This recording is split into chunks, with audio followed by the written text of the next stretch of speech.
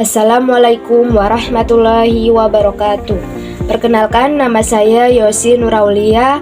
Saya mahasiswi dari Institut Agama Islam Syarifuddin Wonorejo Lumajang dari Fakultas Tarbiyah Program Studi Pendidikan Agama Islam semester 2 kelas 2B dengan NIM 2022 1012360. Baik, saya di sini akan melakukan presentasi untuk memenuhi tugas media pembelajaran dari dosen Bapak Ahmad Ikhwanul Muttaqin MPDI dengan judul Sejarah Perkembangan Media dan Klarifikasi Menurut Para Ahli. Baik, saya akan menjelaskan yang poin pertama, yaitu sejarah perkembangan audio menurut Arif S. Sadiman DKK 2009 nomor 49. Menurut Arif, audio adalah media untuk menyampaikan pesan yang akan disampaikan dalam bentuk lambang-lambang auditif, baik verbal ke dalam kata-kata atau bahasa lisan maupun nonverbal. Dari uraian tersebut dapat disimpulkan bahwa media audio adalah salah satu bentuk perantara atau pengantar non-cetak yang dapat digunakan untuk menyampaikan pesan dari pendidik kepada peserta didik dengan cara dimainkan atau didengarkan secara langsung, sehingga peserta didik mampu menguasai kompetensi tertentu dari kegiatan pembelajaran yang akan dilakukan. Adapun berdasarkan Kamus Besar Bahasa Indonesia edisi ketiga Tim Penyusun 2007 nomor 76 mengatakan bahwa audio merupakan alat peraga yang bersifat dapat didengar. Audio berasal dari kata audible yang artinya suaranya dapat didengarkan secara wajar oleh telinga manusia. Bahan ajar audio merupakan salah satu jenis bahan ajar non-cetak yang di dalamnya mengandung suatu sistem yang menggunakan sinyal audio secara langsung yang dapat dimainkan atau didengarkan oleh pendidik kepada peserta didiknya guna membantu mereka dalam menguasai kompetensi tertentu.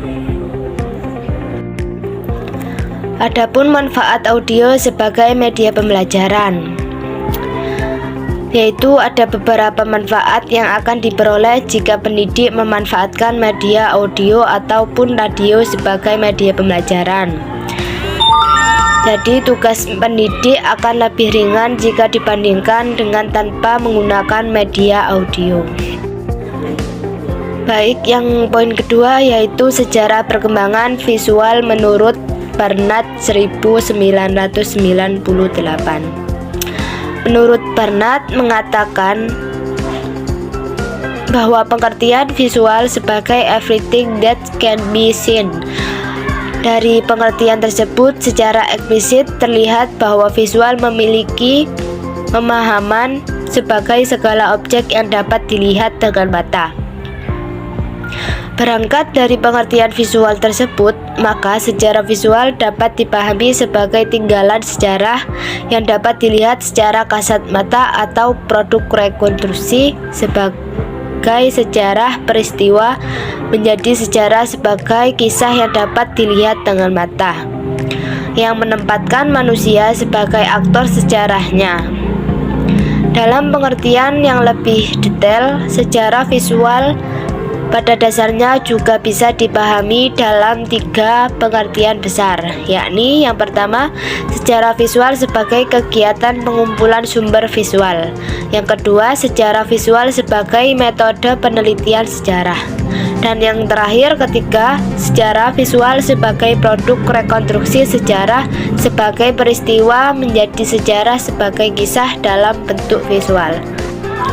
Selanjutnya yang poin ketiga yaitu sejarah perkembangan audiovisual menurut Yudi Mudardi tahun 2008 nomor 55. Di sini menjelaskan bahwa media audiovisual adalah media yang melibatkan indera dan pendengaran, penglihatan sekaligus dalam satu proses. Sifat pesan yang dapat disalurkan baik berupa pesan verbal dan non-verbal yang berlihat seperti media audiovisual, juga pesan verbal dan non-verbal.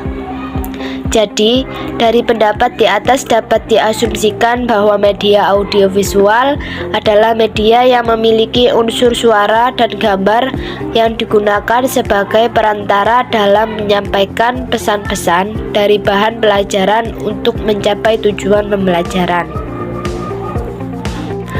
Dan yang poin keempat yaitu sejarah perkembangan multimedia menurut Vaughan tahun 2008. Menurut Vaughan, multimedia adalah kombinasi dari media yang berbeda yang disampaikan dengan penggunaan komputer atau perangkat elektronik dan digital. Sedangkan menurut pengertiannya sendiri, multimedia berasal dari dua kata, yaitu multi dan media. Multi memiliki makna yaitu banyak, berbeda, bermacam-macam. Sedangkan media yaitu apa yang digunakan untuk menyampaikan informasi atau sesuatu. Berdasarkan kedua istilah tersebut, multimedia adalah media teknologi dengan sistem terintegrasi antara suara, teks, animasi, audio, dan video yang memungkinkan pengguna untuk berkomunikasi, bersosialisasi, dan membuat perangkat yang terhubung dan terkoneksi sehingga pengguna dapat berkarya.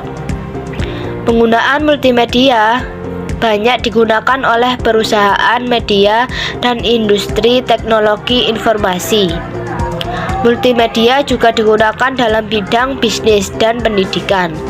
Dengan berkembangnya teknologi, multimedia sudah mulai bertambah ke segala bidang kehidupan.